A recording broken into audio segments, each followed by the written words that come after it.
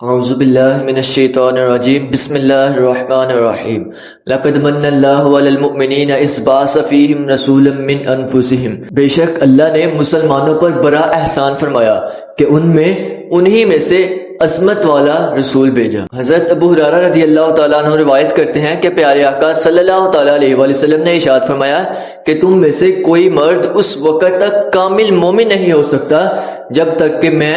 اس کے نزدیک اس کی اولاد اور اس کے ماں باپ سے زیادہ محبوب نہ بن جاؤں۔ تو صحابہ کرام رضی اللہ تعالیٰ عنہم اجمعین نے آپ صلی اللہ تعالیٰ علیہ وآلہ وسلم کا بہت زیادہ ادب کیا۔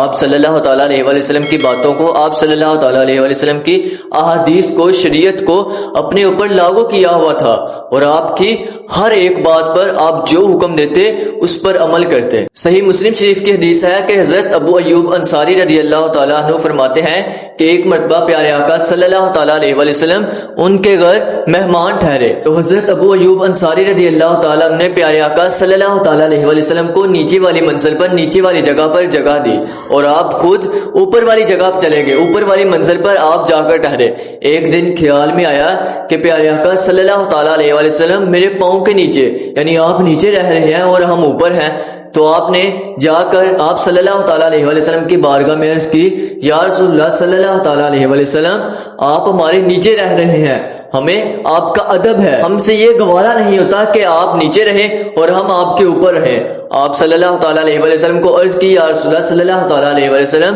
آپ اوپر والی منزل پر رہیں اور ہمیں نیچے رہنے دیں۔ تو نبی پاک صلی اللہ تعالیٰ علیہ وآلہ وسلم نے کہا کہ نچلی منزل پر زیادہ سہولت ہے۔ حضرت ابو ایوب انصاری رضی اللہ تعالیٰ نے عرض کی، یا رسول اللہ صلی اللہ تعالیٰ علیہ وآلہ وسلم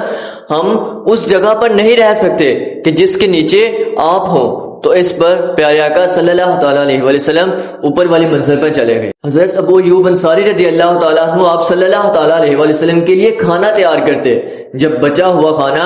آپ کی بارگاہ میں آتا تو حضرت ابو ایوب انصاری پوچھتے کہ پیارے آقا صلی اللہ تعالیٰ علیہ وآلہ وسلم نے کس جگہ سے کھانا کھایا ہے، کس جگہ آپ کی انگلیاں مبارک لگی تھی، تاکہ میں اس جگہ سے برکت لوں، میں بھی اسی جگہ سے کھانا کھاؤں۔